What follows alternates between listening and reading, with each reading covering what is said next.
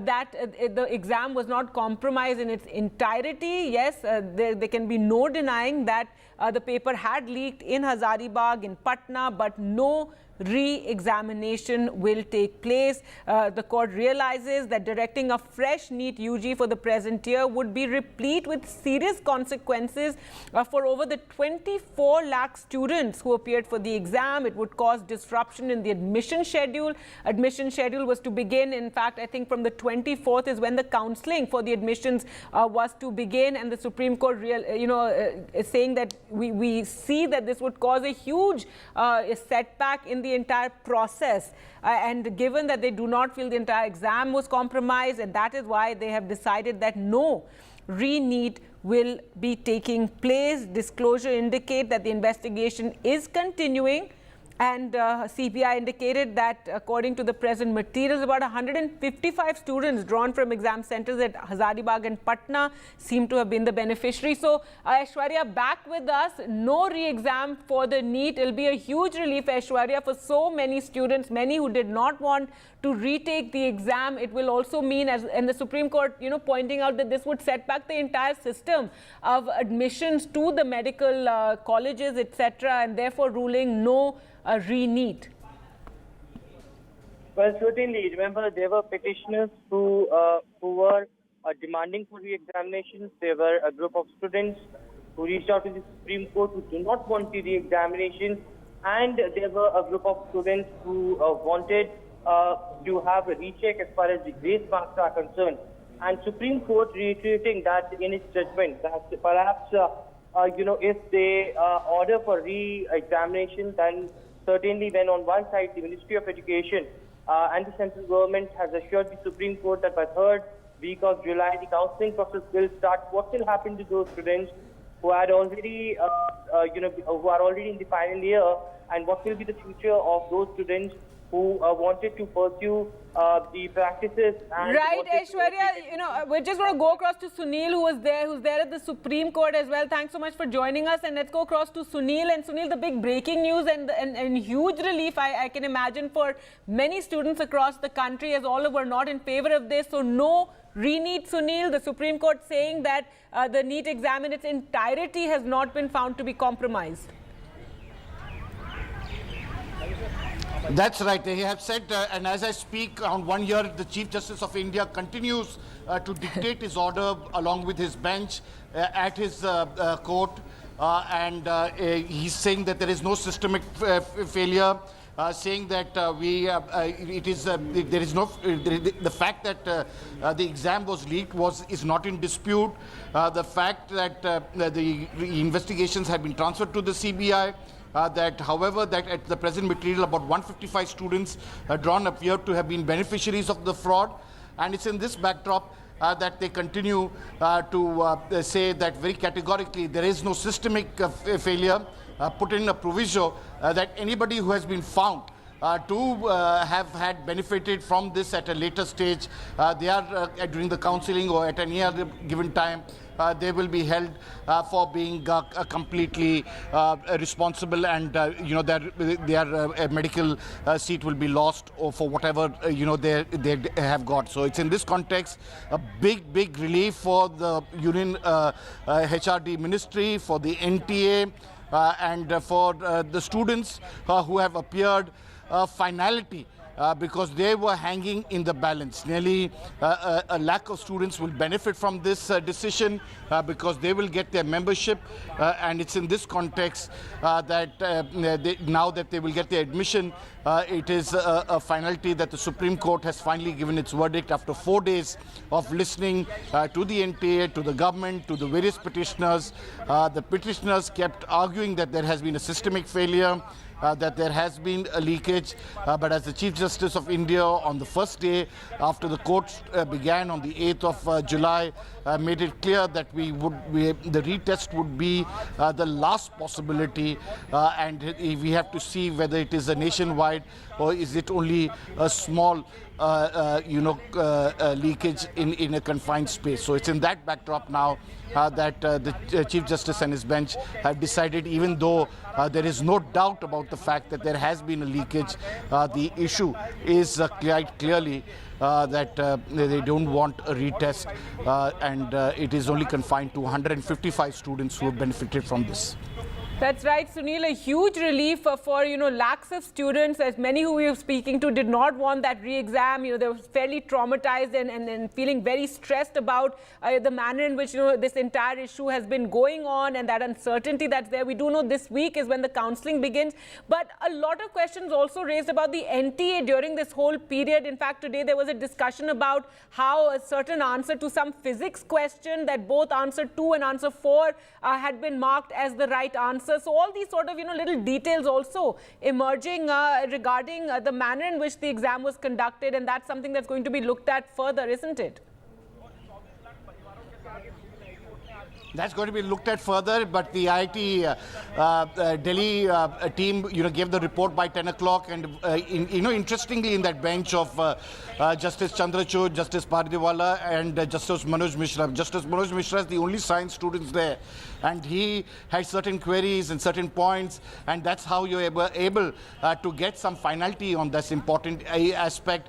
It's in this backdrop that they have said that it was option number 4 which was correct, and that they'll mark it accordingly. So definitely, again, we'll have to wait and see how things play out. But definitely, as we speak, the court is hearing at present. Everybody's there, so they have held very clearly that there is no systemic breach, as they say, and the sanctity of the exam is upheld. This has been a huge political issue, apart from a traumatic experience for the students.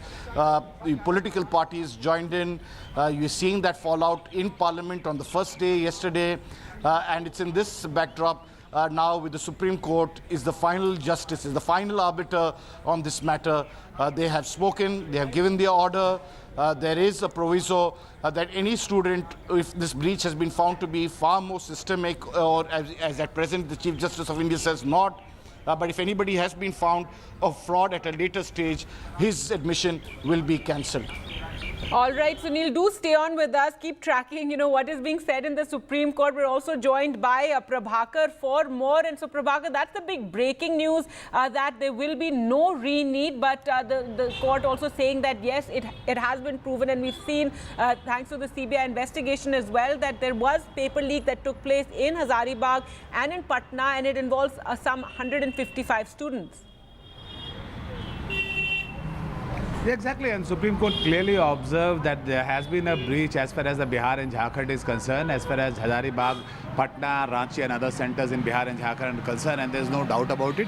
CBI is investigating into it, and if the students are found to be involved in it, even at a later stage when they seek admission, when they actually get admission into the colleges, their admission would be cancelled even at the later stage. But a big news coming from Supreme Court that there will be no re-NEET as such. The re-NEET, hashtag re-NEET was trending for long, so it has been now, Supreme Court has given a final verdict on it, and it had become a political issue as well, even in Bihar, because remember it all erupted from the states of Bihar and Jharkhand. It started from these two states, especially from the place where I'm standing, that is Patna. It started from Patna, and it was investigated throughout the country. But now Supreme Court has given rest to all the speculations that there would be a re-examination as far as the NEET is concerned. All right, and as you said, and as we've been reporting, this is a huge relief for so many lakhs of students. They were seriously very stressed. They were going through a lot of anxiety. It had taken a political nature as well. Prabhakar, we saw a lot of protests in be it in Patna, in Bhopal, in Delhi as well. It had become a big political issue, but also a lot of improvements are needed. That is what has really emerged during this entire process, that the manner in which the exam is conducted by the NTA, lots of questions there remain, isn't it? Yeah, it is, and it's indeed an eye-opener whether there is a re-examination or not, which the Supreme Court has already given a verdict on it.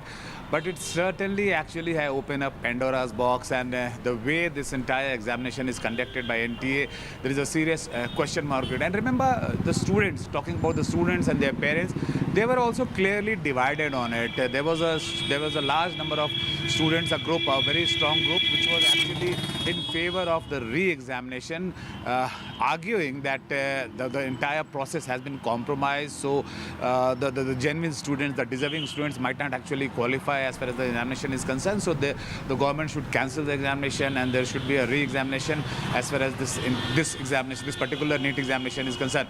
Whereas there was other group which argued that the students there were many students who actually had slogged for the entire year. They have studied hard and they have prepared well for this examination, and just because there has been some goof up somewhere in states like Bihar and Jharkhand, so the entire examination process should not be cancelled, because then the real genuine students who had actually slogged hard, prepared well, they would be the sufferers. So the groups were clearly divided as far as the students and their parents were concerned. That's right. Thanks so much, Prabhakar, for joining us. We're also joined on the phone line by Ashna Jain, a NEET aspirant. Ashna, your reaction to this big breaking news: there will be no re-NEET. Yes, ma'am.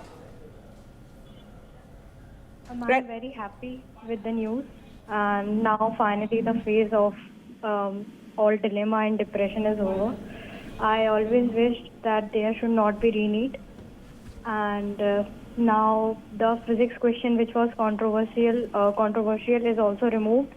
That only one option is treated as correct. So it is a fair thing for us students, because the question was logical and there was no concept of rote learning. So it is a very good decision by the court. All right, Ashna, so you're welcoming this. We do know that, there were some students who said even if a little, there's a little bit of doubt that there should be a re-exam, but the Supreme Court also realizing that this would have had a cascading effect. It would have set back all the admissions to medical colleges, which now will begin this week, isn't it? The counselling begins.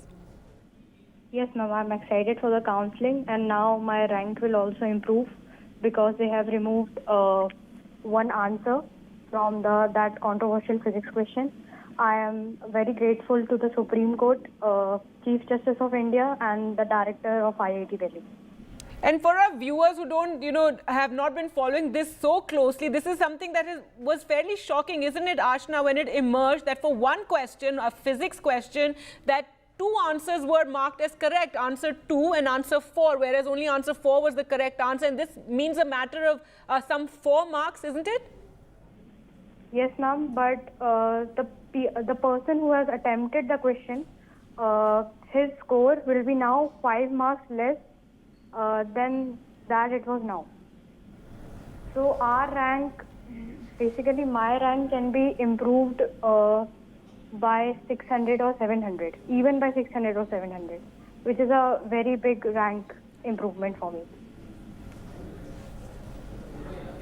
All right. Well, congratulations, Ashna, and I'm glad that you're welcoming this the decision that has been made, and as you said that your grade has also improved somewhat by 600 positions there, and counselling is going to begin this week. Well, let's go back to Sunil Prabhu, who joins us from the Supreme Court with all the very latest, and that's the big breaking news, Sunil, we're bringing. We just spoke to a student who was very happy with this decision of the Supreme Court. As we can imagine, lakhs of students across the country very relieved that they will not have to take an exam again. Also talk of that, that one controversial physics question. She says her position in the entire exam has improved by 600, places, thanks to that, the Supreme Court finally clarifying on that one physics question. Imagine.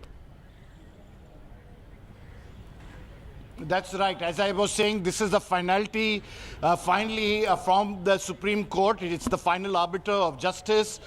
This has been this has been a traumatic experience for students, political controversy, where various, opposition states, opposition parties, making a big, huge issue about it. So the sum and substance, let's explain to our viewers and break it down. One, that there will be no retest. What does it mean? The Supreme Court has formed an expert committee in future to ensure that strengthen and see that these kind of exams which have had huge repercussions are conducted in a proper manner. So they will, on a case-to-case basis, and continue, to say very categorically that they will hold this and monitor this exam in the days to come to ensure that it is foolproof. And the controversies that we have seen, because if you have noticed, right from the time the results were announced and the fact that there was a paper leak, day after day during the vacation bench, students, lawyers, third parties coming to the court, knocking the door and making a continuous point to say and request at a very categorical basis that they have to, ensure that these, the exam should be redone, a retest should be done. The Chief Justice of India, when he heard it with his bench on the 8th of July, and mind you, they have taken 4 precious days. There are various other matters. Just as he finished giving the judgment, there was Abhishek Singhvi talking about Sharad Pawar and Uddhav Thackeray's case where he wanted it. There were some others who were talking about marital rape. So all these decisions have been kept on hold because the Chief Justice of India and his bench have been just concentrating to deliver this final decision, this order. They will continue to hear the matter, that expert committee as I talked about, but because of the fact that this will have a disastrous impact, as he says, on the issue of what he calls the exam schedule in medical courses, the effects of the course on medical education, the impact on the availability of medical professionals in future, and the serious elements of disadvantage to the marginalized communities. There was a petitioner, I must tell our viewers, of people who come from the Naxal Belt area, who said that they will not have the means and the ways to redo this exam once again. And it's in that context this entire scene has erupted. All right. Thanks, Sunil, for taking us through all those details. So that is the breaking news we've been bringing you, that there will be no re-NEET. That is what the Supreme Court has just given its decision, saying that the sanctity of the exam was not compromised. They did not find it was, completely compromised. Yes, there was paper leak that took place in Hazaribagh and in Patna, and that has impacted some students. However, overall, there was no compromise in the exam. So huge relief for over 23 lakh students across the country who took this exam. So that will continue to bring you more reactions to this story, this big breaking news. NDTV has been tracking all the developments in the entire NEET controversy. But let's return now to our focus on the union budget. And it's over to my colleague Nikunj for more. On the day Modi government, Modi 3, presented its first budget, I am joined by former Finance Minister Mr. P. Chidambaram, also a former Home Minister, but today he joins us as the former Finance Minister who has presented 9 union finance budgets. Mr. Chidambaram, welcome to NDTV. Good evening. Mr. Chidambaram, you have said that the jobs claim is highly exaggerated. The jobs claim that has been made by the government is highly exaggerated. Why do you say so? Well, they have just plucked 3 numbers from the air. 210 lakh, 30 lakh, and 50 lakhs. There is no basic data which shows how many enterprises, how many firms, how many industries have been brought under the scheme. You just pluck 3 numbers and add it up and say 290 lakhs. This is like their claim that 2 crore jobs will be created every year. Did they create 2 crore jobs every year for the last 10 years? So unless I see credible data, I'm not willing to accept, for the time being, the 290 lakh number that they have floated. If there is credible data, we can always reconsider the position. Also, Mr. Chidambaram, on the jobs front, before I come to other critical part of inflation and food inflation on which you have also commented, but on the jobs front, Mr. Chidambaram, you say that you are happy that the government has copied some of your ideas from the Congress manifesto. Are you happy for the fact that the ideas have been copied, or are you happy for the fact that finally, more progress, obviously some progress has been made by this government in the decade. You can call it slow, they will call it, super fast, but are you happy because more progress can be made through your ideas as you claim? I'm happy for several reasons. The first reason is the ideas that they have copied are good ideas. Irrespective of the origin of the ideas are good ideas, and they will take this country, this economy forward. Secondly, I'm happy that they've recognized why they suffered such a setback in the elections. They suffered the setback in the elections mainly because of unemployment and, of course, other reasons. So I'm glad that they recognized that they have to address the question of unemployment. And I'm happy that they have also recognized that some of the taxes are completely misplaced taxes. The angel tax is a misplaced tax, was a misplaced tax. And we have pleaded for the abolition of the angel tax. They have finally recognized it. So I'm glad that they realized that they took wrong decisions, and those decisions must be corrected, and they are obliged to take the right decisions. Let me come to another very tricky point for middle class, lower middle class, middle class, and upper middle class, all. And that is the point of inflation, more critically the point of food inflation, which even by the government's estimation, even by the government's admission, is a sticky inflation, sticky food inflation. Now you are saying, Mr. Chidambaram, that there is absolutely no progress or no movement forward in tackling the inflation, and inflation remains unreasonably high. Please understand, in a budget speech which I've printed, it runs to about 58 pages. And there are thousands of words. I've not counted the words yet. The finance minister dismisses the issue of inflation in exactly 10 words. Exactly 10 words in paragraph 3. Is that showing respect to the biggest challenge facing the people and facing the economy? Please understand the numbers. WPI inflation is 3.4%. CPI inflation is 5.1%. Food inflation is 9.4%. The RBI has flatly refused to lower the bank rate for the last 18 to 24 months. And I don't think they will lower the bank rate even in July or September or so. Therefore, the inflation is a major problem. Tomatoes are selling at 100 rupees a kg. And inflation in potato, onion, and tomato are all in double digits. In fact, more than 30% to 40%. And if you don't address the question of inflation, when will you address it? You don't address it in a budget speech. You don't address it in a discussion. You dismiss it and saying there's no inflation. I mean, therefore, I'm pointing out that you have to address the two biggest challenges faced by the economy. One is unemployment, the other is inflation.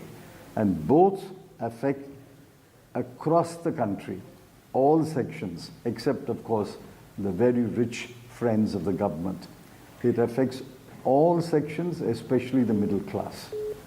Now, Mr. Chidambaram, let me go back to the point of internship with the corporates, something that your party had also pitched. Originally, that idea has been there, and some democracies, some Western democracies particularly, have tried it during various phases. Now, do you think that, realistically speaking, this is the way forward, although your party has been proposing it, but in the state governments where this scheme, the internship schemes, etc., have been tried, have somehow in the past seen that the desired results have not come forth. So do you think that this will tackle the challenge head on, or do you think that jobs crisis will require much more in terms of a fulsome answer? Of course, it will require much more. Look at the 3 paragraphs that the finance minister has devoted to address this issue. She says, 1 month's salary in 3 installments up to 15,000 rupees. The scheme is expected to benefit 210 lakh youth. Now, which enterprises, which class of enterprises? Are they large firms or MSMEs? There's no indication at all. Similarly,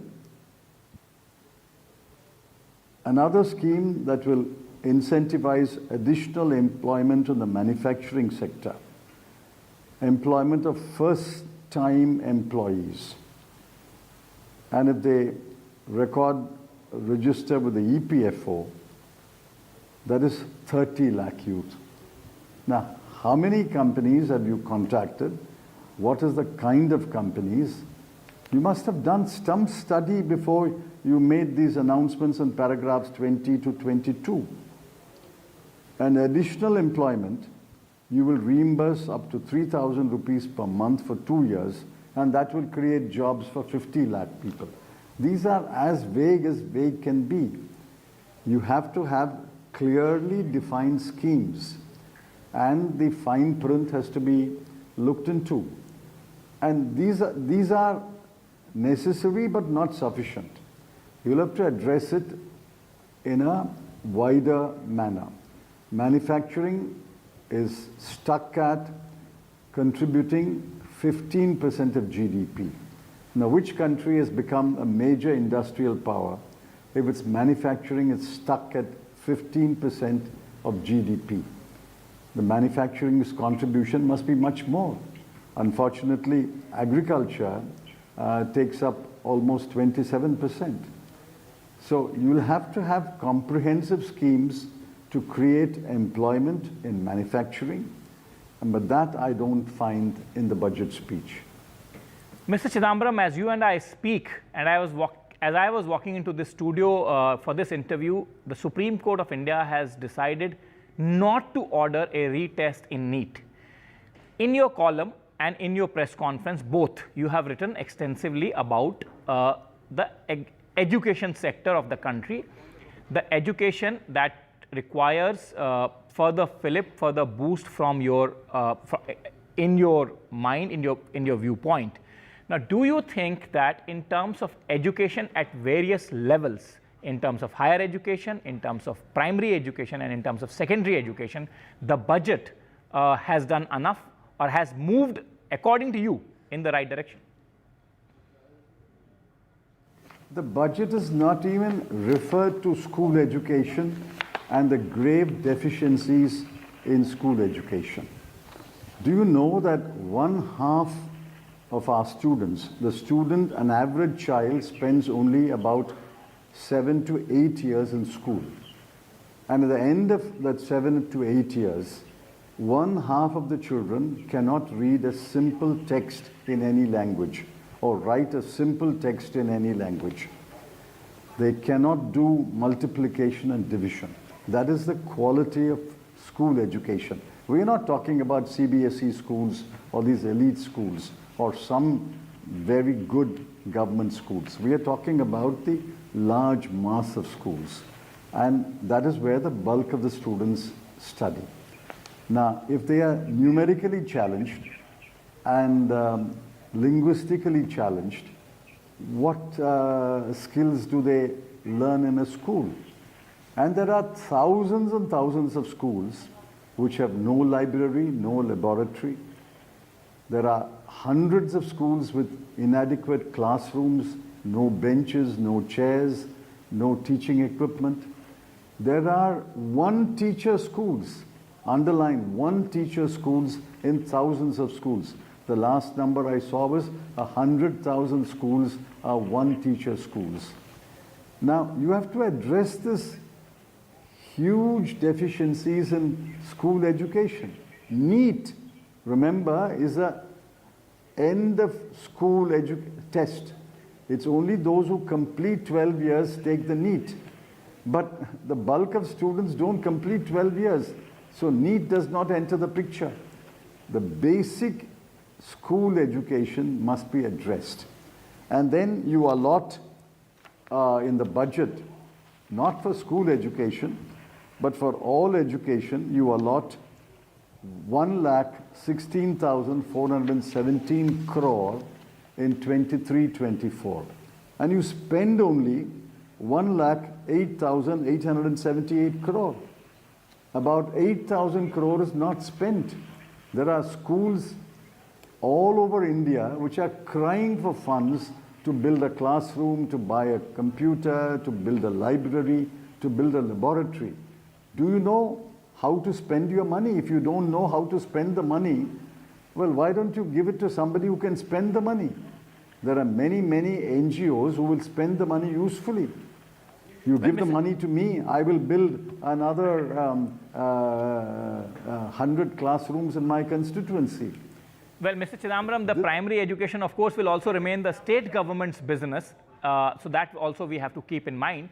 However, before I let you go, my final question to you please allow me to complete. Please allow me to come. You are not allowing me to complete.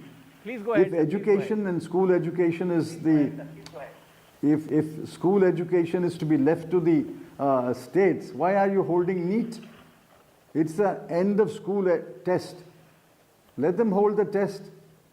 What is the quality of education they've imparted for 12 years and who's successful in the examination? You come as an examiner, but you don't worry about the product which you are examining.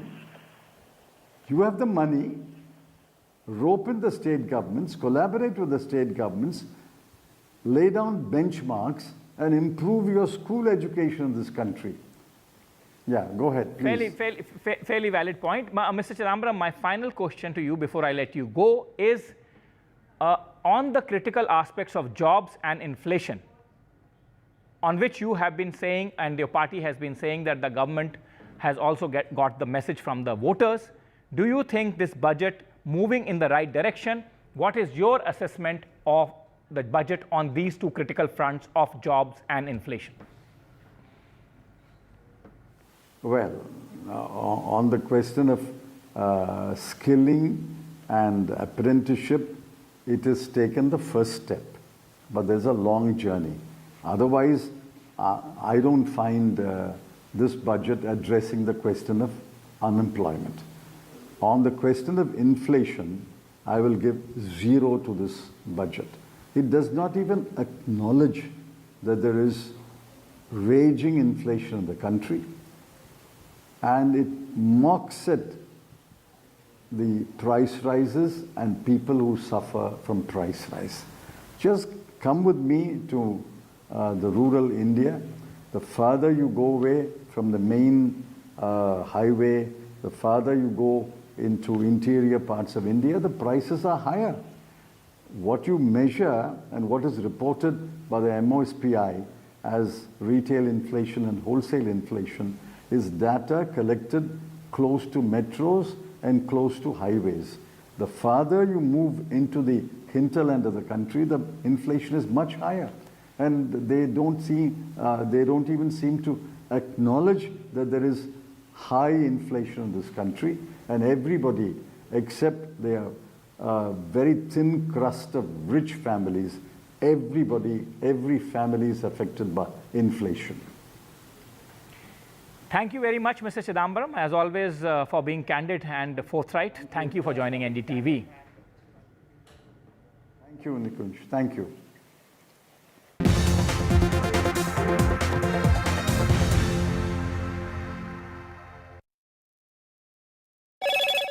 Hello, Moto. Motorola India's best 5G smartphone brand.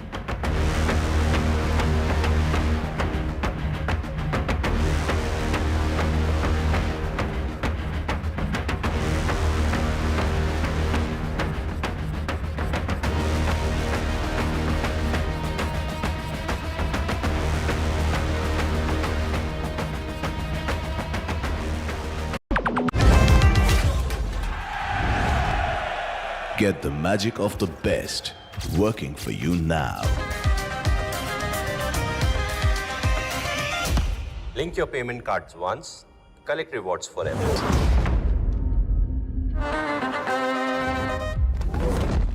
Loan मिलेगा या नहीं ये आपके credit score पे depend करता है। तो आज ही पैसाबाजार.com पर जाइए और अपना क्रेडिट स्कोर चेक कीजिए फ्री में, क्योंकि लोन की जरूरत कभी भी किसी को भी पड़ सकती है।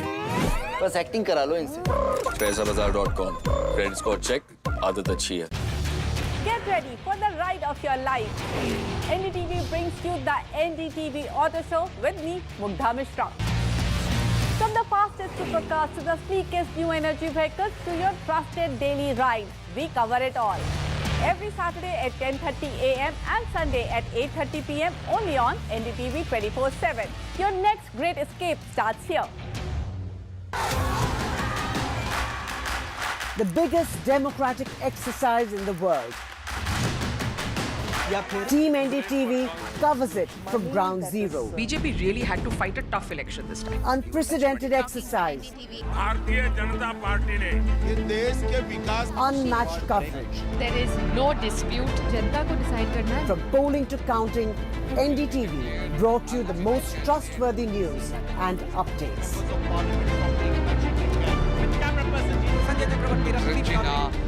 Elections mean NDTV. NDTV proudly upholds its legacy of trust and credibility.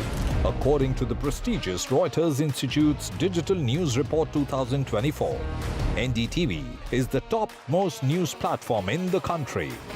Number one in both online and offline reach in India. Beating all its competition, NDTV stands for trust. Stay informed and entertained with the new and updated NDTV News app. You can watch all our channels live, listen to podcasts, read breaking and exclusive news from around the world and more. Download the NDTV app today and get access to the best journalism and storytelling on your smartphone or tablet. The NDTV app. News that matters to you. After great victory by Indian team, and today we are reporting from Mohali International Airport where we are showing these visuals. Arshdeep हमारे साथ हैं. बहुत ही performance सही सारे दी थे बढ़िया results मिले. We are in the city of Kanpur today because they have their champion back home, Kuldeep Yadav. Desperation for each and everyone to go there and win the World Cup, and we did it.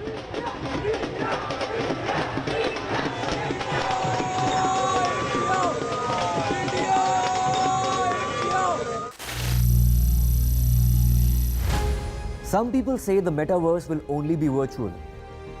One day this lecture hall will be made of code, and driverless cars would be trapped in intersections. But even in this maze of the future, you can't wish away health. It's time to become more resilient.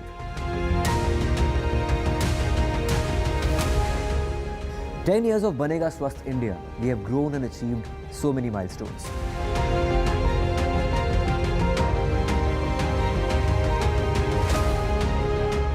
And now I have a plan to beat the urgency, to stop breathing with difficulty, to relieve getting choked with inactivity.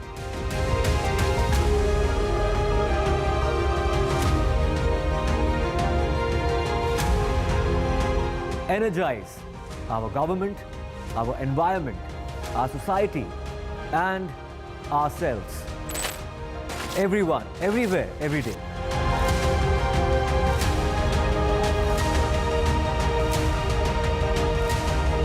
Banega Swasth India. One world hygiene.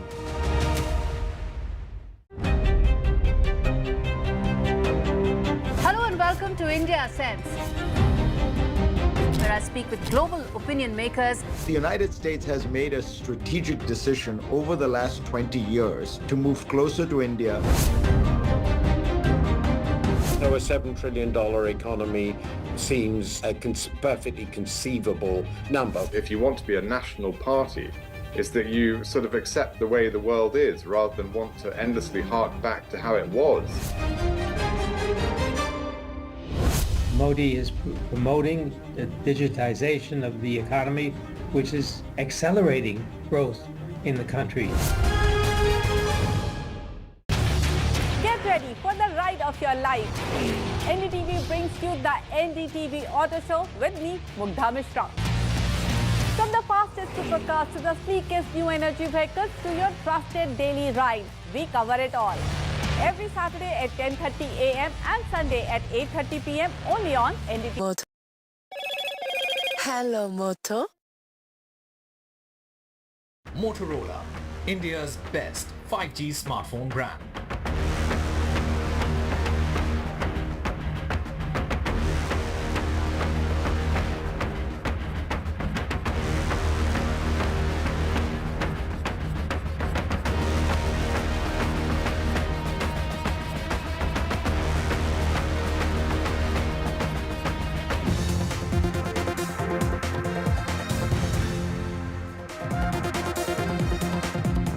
And joining me now is Union Minister for Commerce and Industry, Piyush Goyal.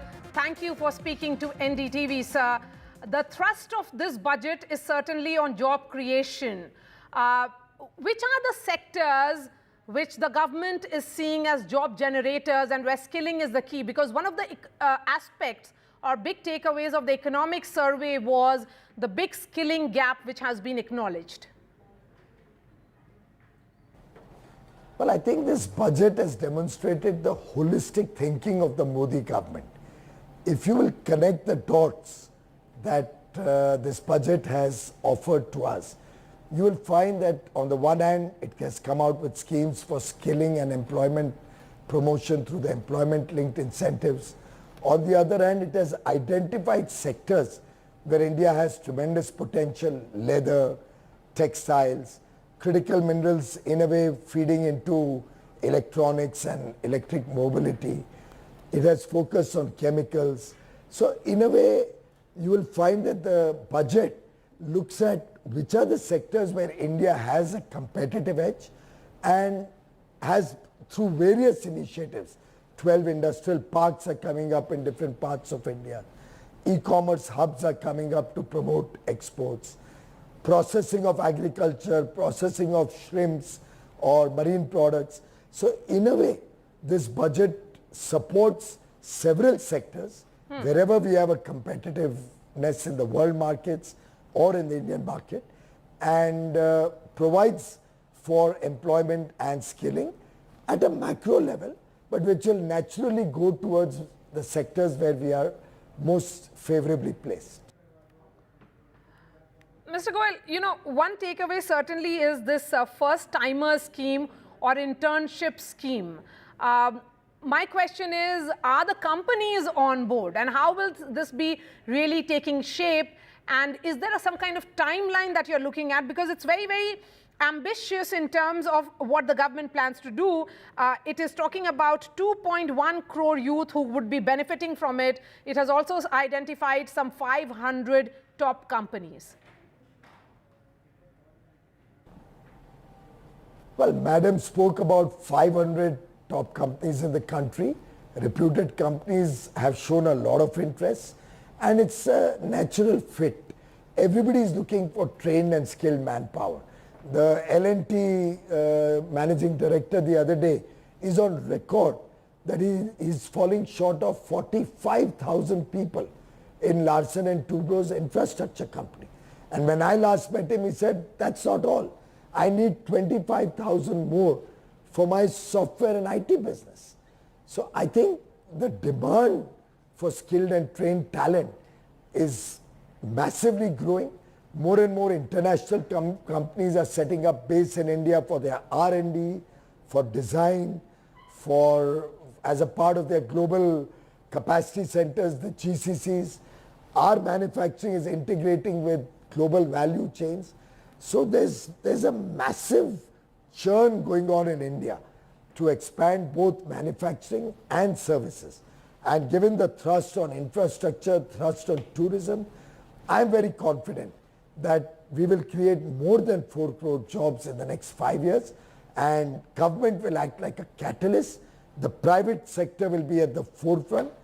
The PSUs will contribute massively, and overall, we will continue to be the fastest growing large economy in the world. Okay, talking about the political reactions that have come in, Mr. Goel, you know, Congress says that this is a copy-paste budget, that you have borrowed ideas from their manifesto. As a veteran politician yourself, how do you react to that charge? They should make up their mind. In an earlier interview, just before yours, I was asked the question that Congress is unhappy that you have not taken their ideas forward. So I'm not, now you have confused me totally. But let me tell you, nobody looks at the Congress ideas seriously. If any budget or any government was to work basis the Congress ideas, India would become a banana republic. We would be a bankrupt government. They are half-baked ideas, not thought through, unreasonable, financially unviable, and nobody ever takes any leaf out of the Congress book. I can assure you about that. And neither do the people of India trust them, and therefore they have holistically rejected them and left them at 99. Minister Goel, coalition governments are known for compulsions, as they say, politics of compulsions during the UPA, as we saw play out. This is the 11th budget of Prime Minister Modi, and it's clear that you're speaking from a position of strength. There is reforms which have been put as on focus. There is continuity of policy as well. According to you, what makes this budget decisive and crucial for government's own roadmap for Viksit Bharat? Well, I think one marked difference in this budget is the confidence that it exudes. Because in earlier times, when we came into government in 2014, we were straddled with a broken economy. India was a fragile 5 economy, foreign exchange reserves were low, we had serious stress, growth was low, inflation was high. In every respect, the confidence and morale of the country was down. The world looked down upon India. There was no respect for India in the corridors of power in the world. We built that up assiduously in our first term, only to be confronted with COVID and then the 2 wars. Despite all of that, the Prime Minister, through his astute leadership, the Honorable Finance Minister and earlier leaders, Mr. Jaitley, the former Finance Minister, they have, through 10 years of painstaking effort, made India a very powerful nation. We have strong economic fundamentals. The macroeconomy is very strong. We have a sense of confidence across the nation. The world today looks up to India as the engine of growth. So this budget builds upon this strong foundation and therefore is very bold in its outcomes, is thinking big, and is preparing the framework which will help India rapidly grow towards a Viksit Bharat. All right, Piyush Goel, thank you so much for speaking to NDTV and sharing your thoughts on the big takeaways of the 11th budget of Prime Minister Modi, but also the first budget of Modi 3.0. Of course, it's an alliance government, so NDA 3.0. That's all from me. Ankit joins you on the other side. Stay with us.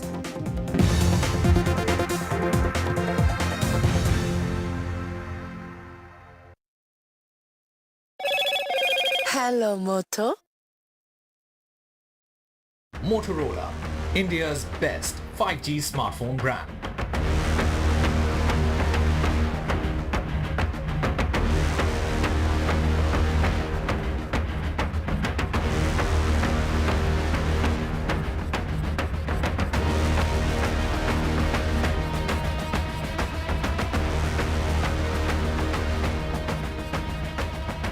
Loan मिलेगा या नहीं, ये आपके credit score पे depend करता है। तो आज ही अपना क्रेडिट स्कोर चेक करें फ्री में पैसाबाजार.com पर। लोन की जरूरत कभी भी किसी को भी पड़ सकती है। ठीक से एक्टिंग नहीं पैसाbazaar.com. NDTV proudly upholds its legacy of trust and credibility. According to the prestigious Reuters Institute's Digital News Report 2024, NDTV is the top-most news platform in the country. Number one in both online and offline reach in India. Beating all its competition, NDTV stands for trust. Stay informed and entertained with the new and updated NDTV News app. You can watch all our channels live, listen to podcasts, read breaking and exclusive news from around the world and more. Download the NDTV app today and get access to the best journalism and storytelling on your smartphone or tablet. The NDTV app. News that matters to you. After great victory by Indian team, and today we are reporting from Mohali International Airport where we are showing these visuals. Arshdeep हमारे साथ हैं. बहुत ही performance सही सारे दी थे बढ़िया results मिले. We are in the city of Kanpur today because they have their champion back home, Kuldeep Yadav. Desperation for each and everyone to go there and win the World Cup, and we did it.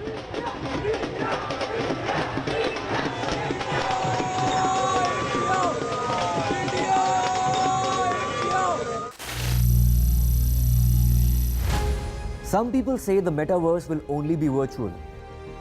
One day this lecture hall will be made of code, and driverless cars would be trapped in intersections. But even in this maze of the future, you can't wish away health. It's time to become more resilient.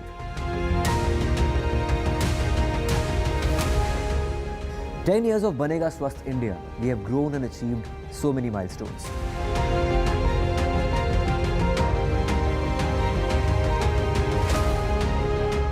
And now I have a plan to beat the urgency, to stop breathing with difficulty, to relieve getting choked with inactivity.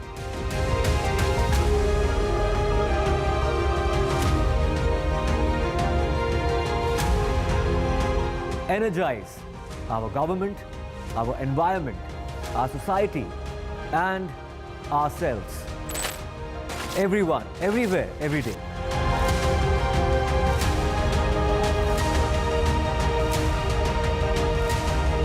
Banega Swasth India. One world hygiene.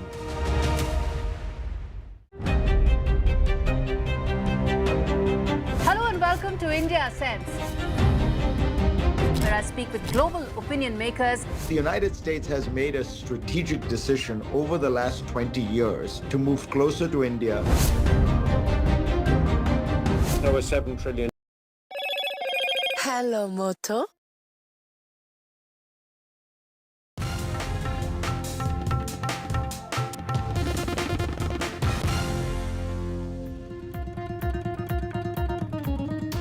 Welcome back. Now, the Supreme Court, in an important ruling today, has rejected the demand for re-examination of the NEET undergraduate examination 2024. Supreme Court has said can't conclude Sanctity was breached all across. Retest will hit 24 lakh students.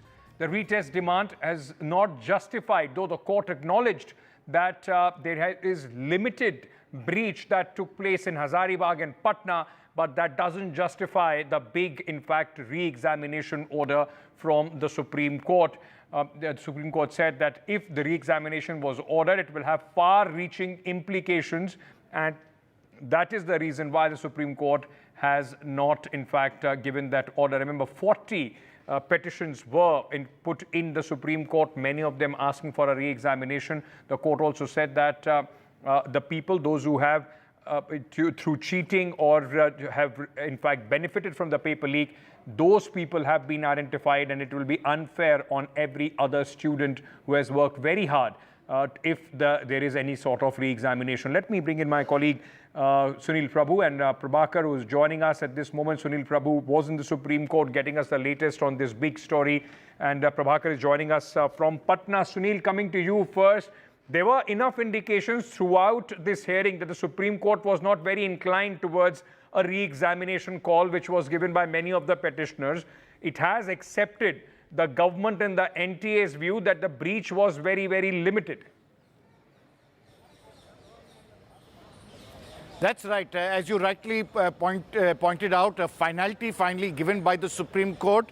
The Chief Justice and his bench, after hearing for nearly 4 days on a continuous basis this important aspect about the examination process, finally deciding that because, as you rightly pointed out, the academic schedule, the fact that, medical exams and the whole thing will have, it'll get delayed, it'll have far-reaching complications for the years to come and for future generations. And that is why, going on the basis of the fact that there has been only 155, according to them, beneficiaries of this leak, which took place in Hazaribagh as well as in Patna, they have decided against a retest. They don't see it as a systemic failure, but they have made a proviso that if any student is found to have had access to a paper and some malified intentions at a later stage, then they will be ineligible. They will be found, they will be debarred from the examination and the entire process. So they've done that proviso, but definitely a huge sign of relief for lakhs of students, those who have already done well, waiting for their counseling and admission process so as to start the entire process of getting admitted into medical colleges. So that, in a sense, is now a final chapter over. The final arbiter, the Supreme Court of India, has decided. This has been a huge, as you're well aware, political controversy, a traumatic experience for students, parents. There were a number of third parties, coaching centers and others who came in and pleaded in this case. And finally, the Chief Justice of India, as well as his bench, deciding to give this interim order. They have appointed, Ankit, a 7-member committee, expert committee, which will now assist the court and ensure that it will, in the future, for future generations, a more foolproof system to ensure that the exam process is robust, foolproof, and future generations do not face the trauma that many students have faced in this session this time around. Sunil, stay on with me. Prabhakar, in fact, Hazaribagh and Patna were also identified in the Supreme Court in this order as the two places where the breach did take place. So now, what is the clarity? What happens here going forward to various centers where these students, in fact, gave the examination?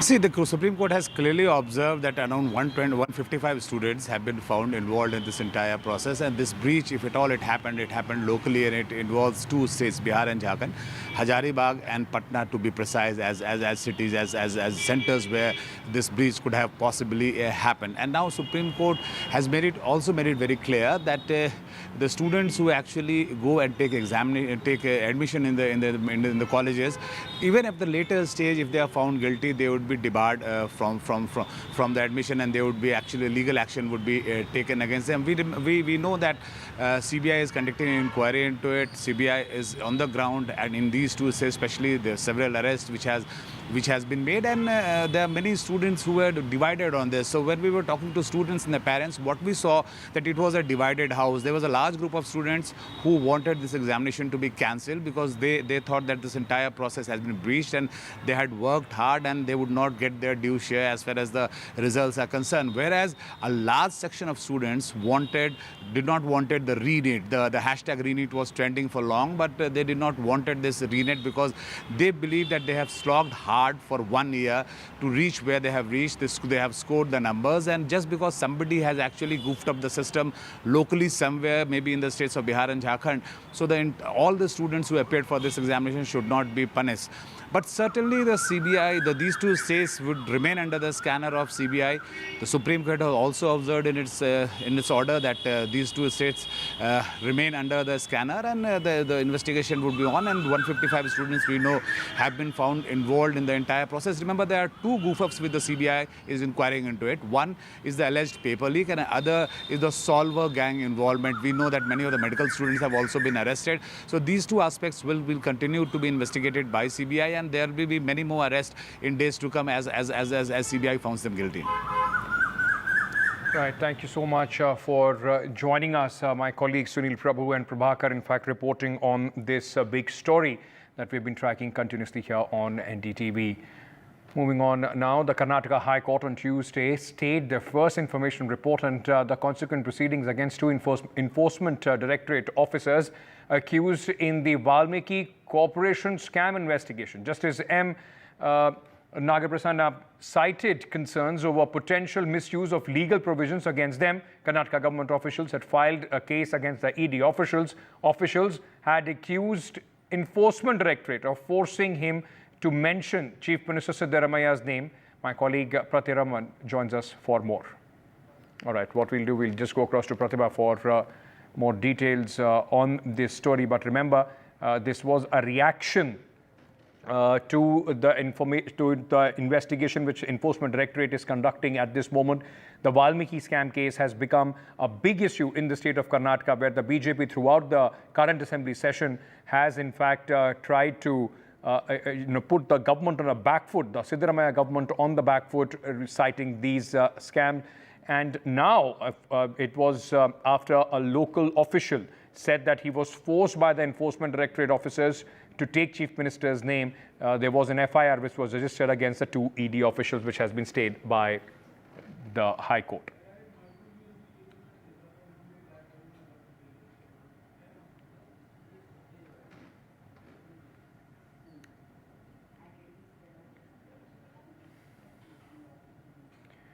So remember, this was once again another case which was getting into a direct confrontation, a case of the centre versus the state government with respect to the Enforcement Directorate versus the state police.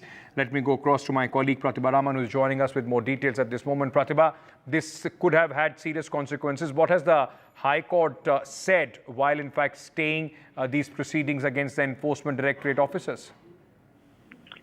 Well, in fact, it was based on the complaint that was filed by a government official that prompted the ED to challenge this at the Karnataka High Court. And the hearing was, and the court did stay the 1st of August, where the Karnataka government issued a notice to them to file their objections until then. And with respect to the ED had demanded to be quashed. The High Court has observed that for now, the will be stayed until further notification that will emerge from the Karnataka government. Now, when the hearing has been adjourned, where the kind of arguments that will be presented before this case goes forward. Pratibha, thank you for joining us with all those details.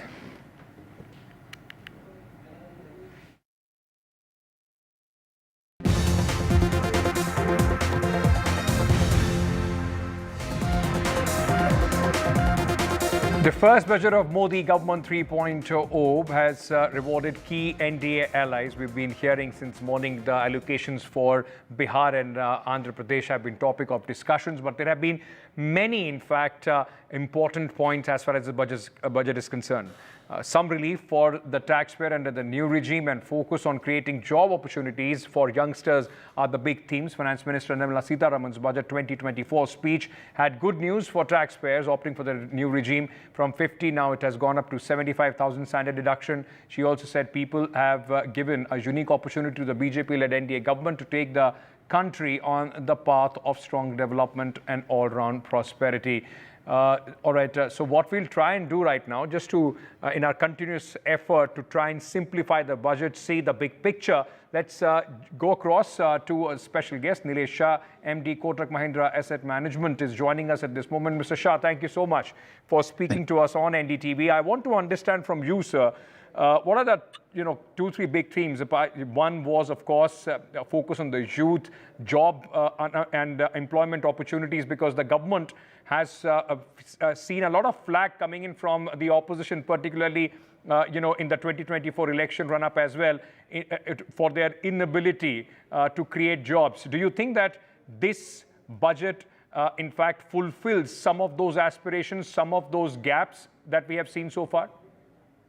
This budget is focused on some sort of trinity of impossible.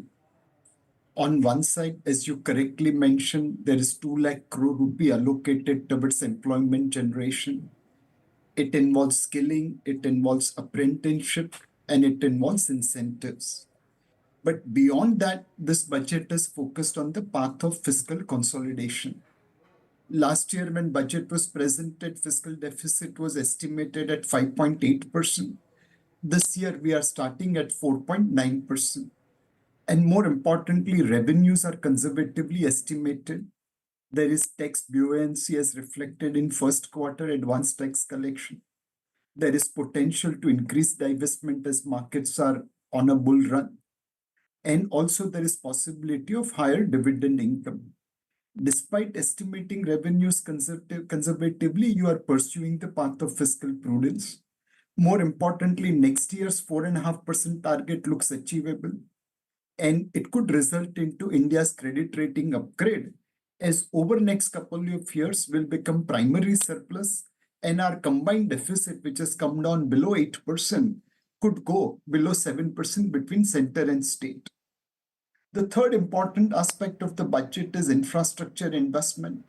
Last year, we spent about 9.5 lakh crore on infrastructure. This year, it is about 11.11 lakh crore. So there is this trinity of one, fiscal prudence, second, boost to employment generation, and third, infrastructure investment. This should eventually lead to credit rating upgrade of India. Right. So stay on with me. We are also being joined by Mr. D.K. Joshi, Chief Economist. CRISIL, thank you so much, Mr. Joshi, for speaking to us. So let me just break this down, and let me start with the real estate sector. What is the important changes or impact do you see there as far as the real estate sector is concerned? A lot of people talking about the indexation being taken away and the long-term gain tax, in fact, also coming in there. How do you see what has happened as far as the infrastructure in the real estate sector is concerned? Well, I think infrastructure is, as Nilesh was pointing out, I think it's been a constant theme with the government. I think the entire pre-pandemic recovery strategy was based on government in putting more emphasis on infrastructure creation. And I think that has, we all know, has higher multiplier effects on the economy. And I think it also spills over to the private sector in terms of both real estate and infrastructure, because you have more demand for steel, you have more demand for cement.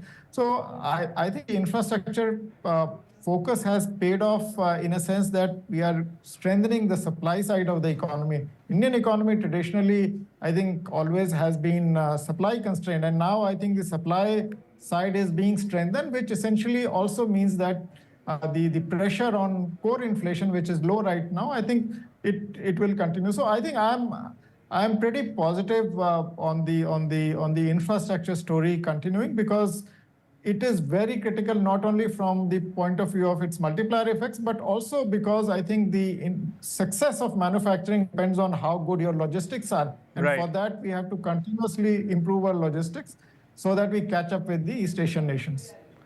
Right. Mr. Shah, initially, was it, there was a lot of people said that, the government the one mistake that was made in the previous budget was about the tax which was paid on angel investors. That has now been reversed, but long-term capital gain tax has been increased, and we saw a little bit of dip in the market, post that. Are you worried on that or the sentiments of the market in the long term, on this issue? So the market reaction today itself has shown that market has taken it to the stride and moved forward. 2.5% increase in long-term capital gain, assuming that returns will be somewhere around 10 to 15%, and we just take average 12%. 2.5% of 12% is not a substantial number. It is coming to somewhere around 25-30 basis points. Hence, markets will probably ignore it. Angel tax withdrawal is a step in the right direction. But at the same time, we must also remember why angel tax was levied. There were many unlisted companies where capital gains tax were used. The lower capital gains tax of 10% was used to convert black income into white. Now, clearly, when private equity venture capital invest, their treatment should be different from some individuals, doing the tax planning. So I hope and pray that angel tax withdrawal is the step in the direction, but it does not open up a window where other people go and convert their black income into white, taking advantage of lower taxation on capital gains. Right. Thank you, gentlemen, for joining me at this moment with your expert views on the Union Budget 2024.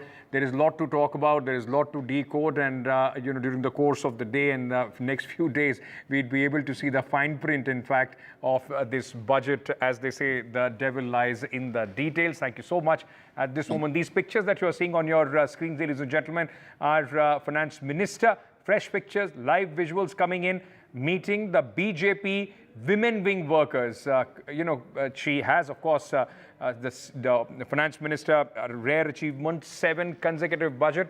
And for the Bharatiya Janata Party, this is at the BJP headquarters. In fact, for the Bharatiya Janata Party, it becomes, for their women workers, Nirmala Sitharaman becomes quite an icon with the stature that she has achieved after presenting her 7th consecutive and 11th budget of the Modi government.